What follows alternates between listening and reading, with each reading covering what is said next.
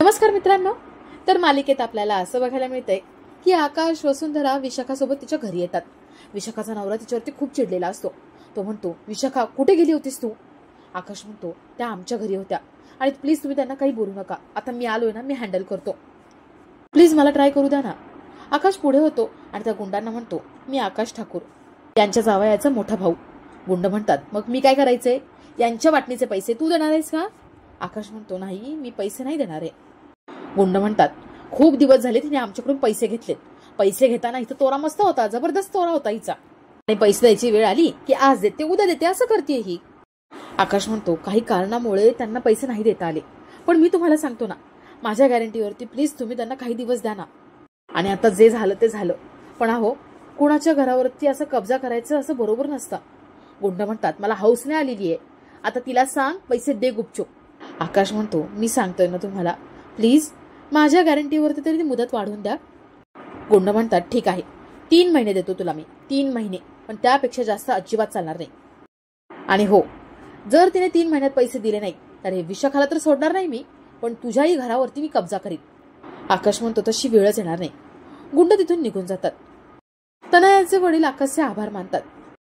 आकाश बाहेर जातो आणि वसुंधरा निघत असते. ती विशाखाला म्हणते, काय 3 महिन्यांची मुदत आहे, विसरणार नाही ना? विशाखा म्हणते, नाही विसरणार, पण तो कागद. वसुंधरा म्हणते, त्या कागदावरती काय लिहायचं हे मी लवकरच तुम्हाला सांगेन. वसुंधरा तिथून निघून जाते. विशाखा खूप घाबरलेली असते. तर थोड्या वेळाने वसुंधरा, आकाश घरी पोहोचतात. ते कारमधून खाली उतरतात. आकाश वसुंधराचा हात धरतो आणि म्हणतो, मला तुमच्याशी थोडंसं बोलायचंय. वसुंधरा म्हणते, काय झालंय? तनया कशी आहे ते मला माहिती. ती लहान आहे, लाडात वाढली आहे म्हणून तशी वागते, पण ती तुमच्याशी नीट वागत नाही, तुमच्याशी नीट बोलत नाही, आणि तरीही तुम्ही तिच्या आईच्या मदतीसाठी धावून गेलात. अहो का करता हे सगळं? कुठून आणता एवढा चांगुलपणा? वसुंधरा म्हणते, मी काही नाही केले हो, मदत तुम्हीच केली आहे, मी फक्त तुम्हाला सांगितलं. आकाश म्हणतो, वसुंधरा, तुम्ही जर सांगितलं नसतं ना तर मला काहीच कळलं नसतं. तुम्ही काही सहजपणे दुर्लक्ष त्यांच्याकडे केलं असतं, तुम्हाला काही फरक पडला नसता हो त्याचा, पण तरी तुम्ही त्यांची मदत का केली? वसुंधरा म्हणते, विशाखा मॅम सुद्धा आपल्या कुटुंबाचा भाग आहेत ना, मी आपल्या कुटुंबासाठी मदत केली. मला आपल्या कुटुंबाला कायम जोडून ठेवायचे, आणि ज्यांच्या मनात आपल्या कुटुंबासाठी आपलेपणा असतो ना, त्याला चांगुलपणा आणायची गरज नसते. आणि तुम्हाला एक सांगू का, तनया कशी वागत असली ना तरी ती वाईट नाहीये, ती खूप चांगली मुलगी आहे. हा, तिच्या मनात माझ्याबद्दल काही गैरसमज आहेत, पण माझी पूर्ण खात्री, एक ना एक दिवस ते गैरसमज नक्कीच दूर होतील. आकाश म्हणतो, खरंच मी खूप भाग्यवान आहे, मला एवढी चांगली बायको मिळाली. वसुंधरा, हे कुटुंब फक्त तुमच्यामुळे टिकून आहे. वसुंधरा, आकाश एकमेकांकडे बघत असतात, आणि तेवढ्यात जयश्रीचा मोठमोठ्याने किंचाळायचा आवाज येतो.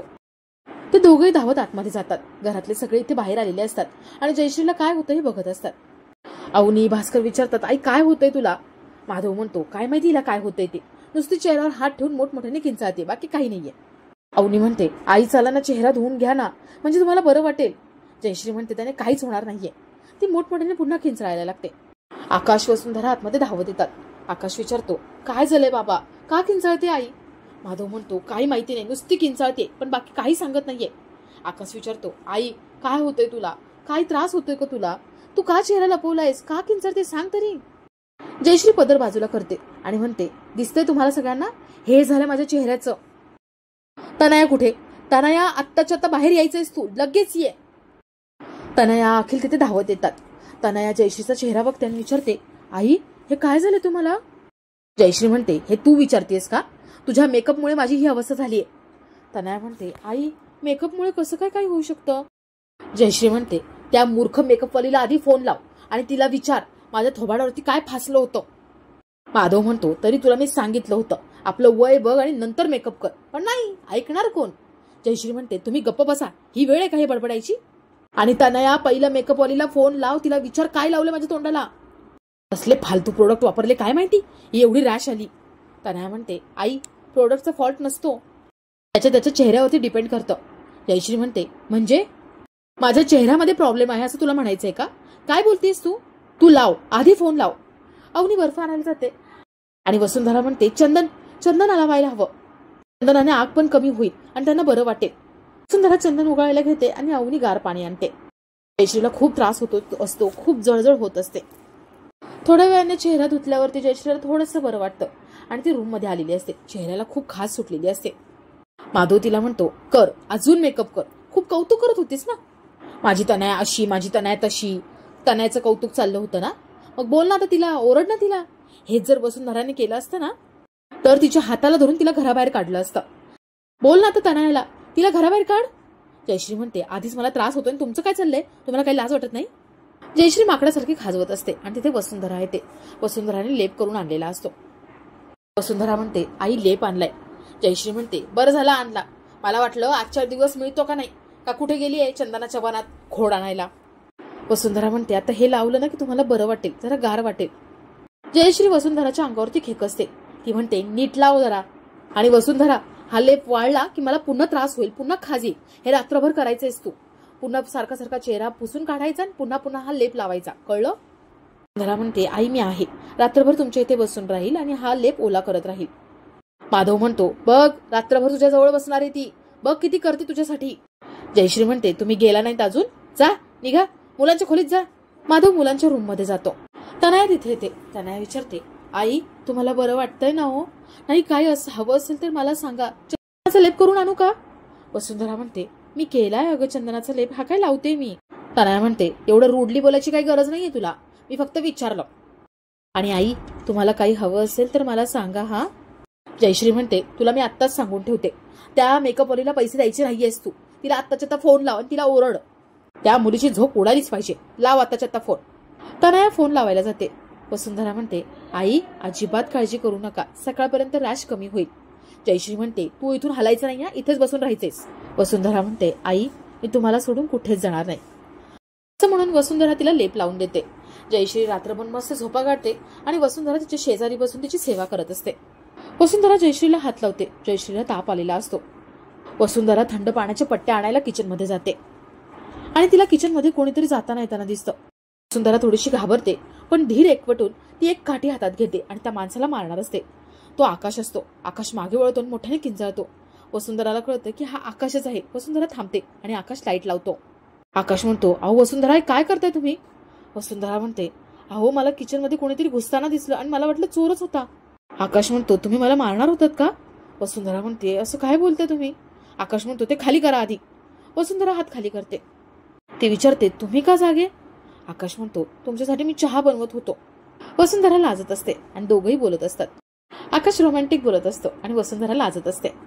वसुंधराला आठवतं की आईंना ताप आलाय. वसुंधरा म्हणते, अहो आईंना ताप आलाय आणि त्यासाठी थंड पाण्याच्या पट्ट्या घ्यायला आले होते. आकाश म्हणतो, दिवसभर नाही का दगदग झाली त्याच्यामुळे झालं असेल. आकाश म्हणतो, वसुंधरा तुम्ही गार पाणी घेऊन जा, पट्ट्या घेऊन जा आणि मी तुमच्यासाठी चहा घेऊन येतो. वसुंधरा म्हणते, नाही तुमचं ऑफिस आहे उद्या, तुमची झोप होणार नाही, तुम्ही जा झोपायला जा. आकाश म्हणतो, खरंच का, हेच कारण आहे का. तुम्हाला मग माझ्या हातचा चहा प्यायचा नसेल ना तर सांगा तुम्ही. वसुंधरा म्हणते, तुमच्या हाताने विष पण प्यायला तयार आहे. आकाशाच्या तोंडावर हात ठेवतो. तो म्हणतो, असं काही बोलू नका तुम्ही, मी तुम्हाला विष नाही पिऊ देणार, तुमच्या आधी मी पेन. वसुंधरा एक लक्षात ठेवायचं, आपण खूप म्हातारे होईपर्यंत एकत्रच असणार आहोत, माहितीये ना. वसुंधरा हो म्हणते. दोघांच्या डोळ्यात पाणी येतं. आकाश म्हणतो, पुन्हा अशी मस्करी करायची नाही.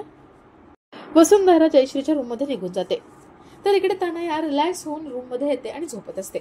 अखिल म्हणतो, हे काय करतेस तू, तू इथे झोपणार आहेस का. अगं आईकडे थांबायचं होतं ना आजची रात्र. तनया म्हणते, वसुंधरा आहे ना ती बघेल, आणि तसंही माझं डोकं फिरले, तिथे बसले तर आईंची बडबड ऐकून घ्यावी लागेल. तनया निर्लज्जासारखी पांघरून घेते आणि झोपून जाते. तर वसुंधरा इथे जयश्रीची सेवा करत असते आणि आकाश तिथे चहा घेऊन येतो. वसुंधराला चहा देतो आणि तो जयश्रीची सेवा करतो. दोघं थोडं जयश्रीपासून लांब बसतात आणि चहा घेत असतात. तर दुसऱ्या दिवशी सकाळी वसुंधरा फ्रेश व्हायला जाते आणि आकाश जयश्रीकडे बसलेला असतो. जयश्रीला जाग येते आणि आकाश विचारतो, आई कसं वाटते तुला. जयश्री विचारते, तू काय इथे करतोयस. आकाश म्हणतो, काही नाही, तुझ्या पायाजवळ बसलो होतो मी. जयश्री म्हणते, मला माहिती आकाश, नेहमीसारखं वसुंधरांनी तिची जबाबदारी तुझ्या गळ्यात मारली ना. आकाश म्हणतो, तसं काही नाहीये, त्या रात्रभर इथे बसल्या होत्या, तुला ताप आला होता म्हणून गार पाण्याच्या पट्ट्या सुद्धा ठेवल्या होत्या तुझ्या कपाळावरती, मी हे आत्ता आलो. जयश्री म्हणते, कळलं मला. आणि बघ आकाश, सकाळी सकाळी तिच्याबद्दल मला काही बोलायचं नाहीये. सासूची सेवा केली म्हणून काय सत्कार करू का तिचा मी. 4 पट्ट्या डोक्यावर ठेवल्या, काय करू मग, उपकार मानू, कौतुक करू तिचं. माणुसकी म्हणून कोणीही करतं. मी काही केलं ना तर तिची पापं धुतली जाणार नाही. सोड, मला नाही बोलायचं तिच्याबद्दल. जयश्री फ्रेश व्हायला जाते आणि ती फ्रेश होऊन बाहेर येते. तनयाला म्हणते, तनया गेला का मेकअप वालीला. ती अवनीला विचारते, तनया कुठे. अवनी म्हणते, आई तुम्हाला बरं वाटत नव्हतं, तुम्ही आराम करायला हवा होता, तुम्ही इथे काय करताय? जयश्री म्हणते, अगं मी ठीक आहे, पण तनया कुठे? अवनी म्हणते, ती बाहेर आहे, बघा तुम्हीच आता. जयश्री बाहेर बघायला जाते. तनया इथे बाहेर सगळी झाडलोट करत असते. जयश्री तनयाला काम करताना बघते आणि एकदम हादरून जाते. तिचा विश्वास बसत नाही की ही तनयाच आहे. ती तिच्याकडे बघत बसते आणि आपला आजचा हा भाग इथेच संपतो.